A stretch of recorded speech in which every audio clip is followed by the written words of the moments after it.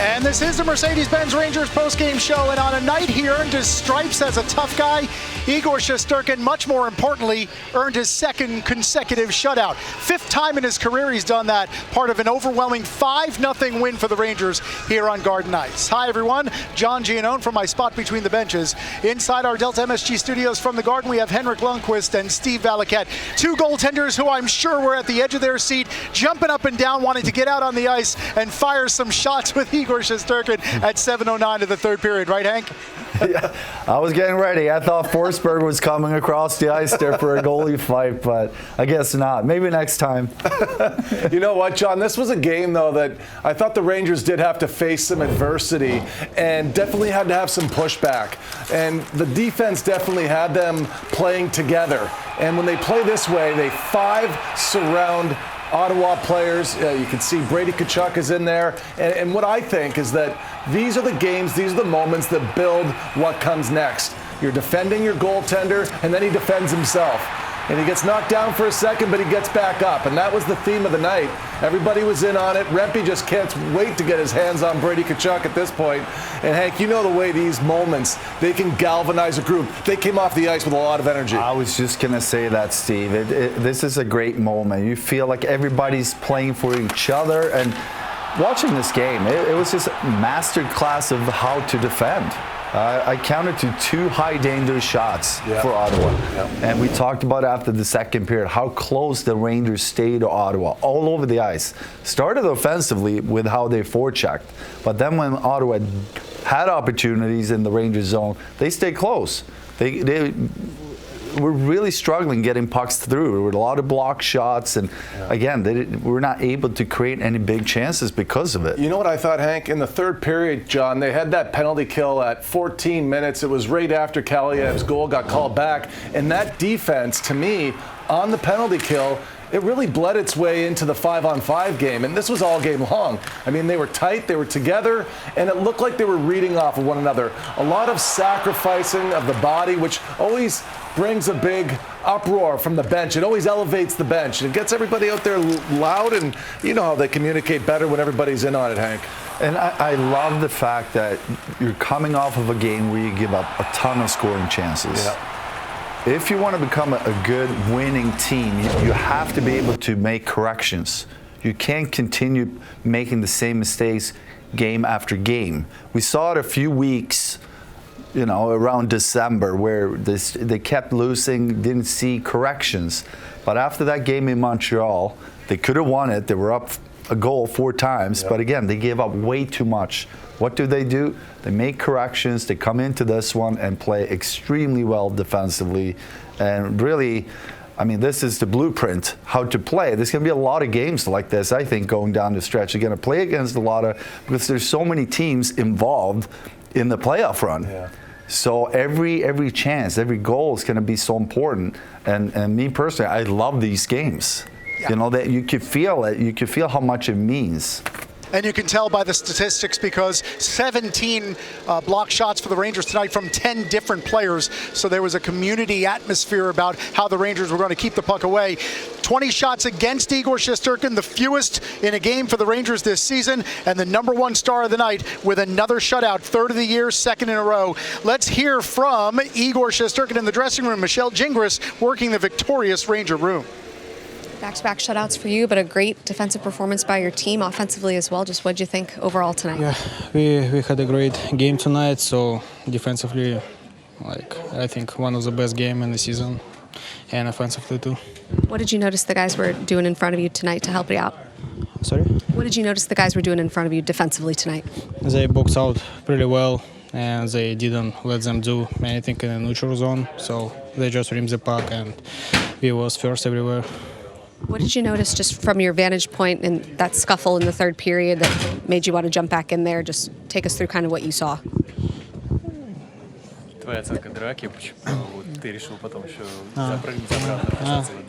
I just got a couple punches from Tkachuk, so to be honest, it just was like hit on me, and like not really enjoy that because I was like between a pipe and him, so I didn't want to jump there, but I saw like he get third one on a fight between our guy and their guy. So I just tried to hold him, but he wanted to fight, and it's tough for me because I cannot drop my gloves. If I do that, I will go to locker room. So. Strategic. Sorry? Strategic. Yeah, so if I give up one, I can go fight right now. Igor, since you came back, how do you feel about your play, your game? What have you liked so far about your play? I just play simple game every day, but guys played in front of me really well, and they do huge job every night.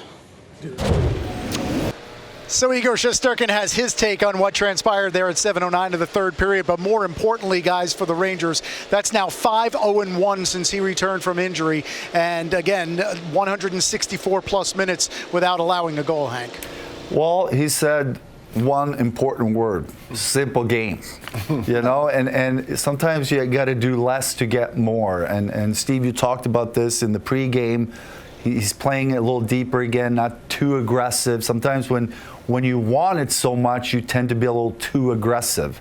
And then suddenly the timing is a little off. You put yourself in a tough spot for the second and third opportunities. Yeah. So again, to come back, play a little deeper again, do a little less, get more. Hank, did you notice that he was talking about it wasn't easy for him to get his gloves off? Because, John, the strap on the goalie glove, it's on there so tight. Did you crank yours? Oh, yeah. Yeah. That's why I never fought. That's right.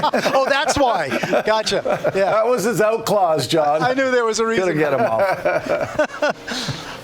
When you're watching that, though, are you thinking to yourself, you like to see that from Igor Shesterkin because it just shows how into it he is? Or would you prefer he just stay in the crease and let the 6'8" guy take it? Look, I think that we would both agree. It's nice to see the fire, but at the same time, man, we need you healthy for the stretch run, right? You don't want to put yourself in a position where you get hurt. Well, I wasn't worried about him going behind the net there against Tkachuk. I was more worried when he actually got pushed in, and not so much the actual push, but when you are down in a butterfly like that and get pushed back, your knee. That's a tough spot to be in. So I'm just happy that, you know, he didn't get we're happy hurt. that he's made of rubber. Yeah. Right? He had a good stretch there. Yeah.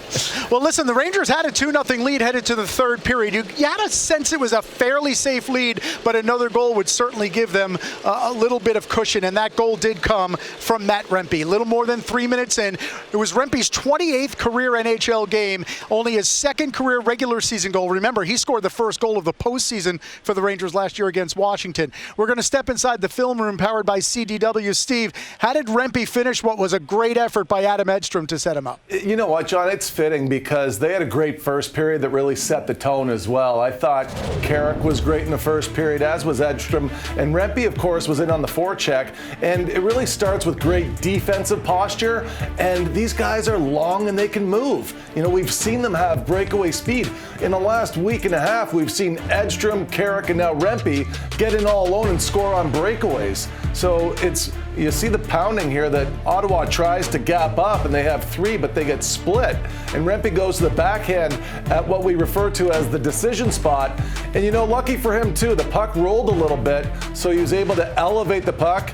He went for the ear hold for a split second. I think he thought about it, and then he put it down. But, you know, he had a great night. And, look, his record speaks for itself. When he's in the lineup, he seems to elevate everybody's energy. I mean, the fourth line, they were great tonight. They were. And, you know, a lot of games when they play, it's one-and-done shifts. You know, they get the puck down low, they get maybe one opportunity, and then the puck heads the other way. Tonight, they had a lot of zone time. They had a lot of shifts where they were holding on to pucks and making plays. So I think that's important for their confidence, for them to take the next step as a line and start creating even more offense. Tonight was awesome, and the way they played, and especially the way they held on to pucks. Good word, Hank, because that is exactly what Michael Pekka said to Matt Rempe when he got to the bench after his goal. He said, that was awesome. And they both got more shifts, the fourth line, in the rest of that third period. Let's hear from Matt Rempe. Michelle Gingras inside the dressing room.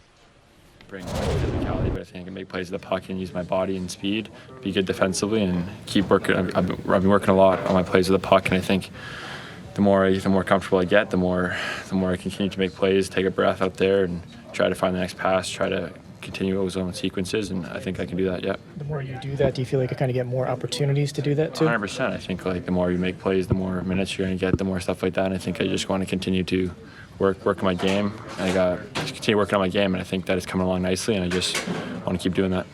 You feel the chemistry kind of growing on that line that you've been with? Yeah, for sure. I think we all like play a physical game, and I think that we're hard to play against. D-man turn pucks over. We're in the ozone a lot, and we're also good defensively. And I think me and Eddie and Carey are all big guys. Just go up and down the ice well, and I think we can be really hard to play against, and just a lot of fun playing with them. Goal tonight, just what'd you see on that, especially right after you moved the puck in when you were in the D zone? Yeah, I think making smart plays in the D zone is one of the big things I've worked on, and I think I see a pass, make it, and don't think too much, and then get on my horse. And Eddie made a great play, and I screamed for it, get back to me, and I've always had a move to go to my backhand. I've always did that, and it worked, and I was really happy it went in. You were the 23rd unique goal scorer this season. Just to get the contributions up and down the lineup that you guys are getting, especially during this stretch, what are you noticing? I think that if everyone's going, it means the team's going well, so I think we just got to keep going, yeah. What's going through your mind when you see Igor Shesterkin go after Brady Tkachuk? I was a little nervous because I don't want anything to happen to him, but I love it just because he's a competitor, and just want to make sure I get in there and nothing happens. But it was awesome. Igor's the man, yeah.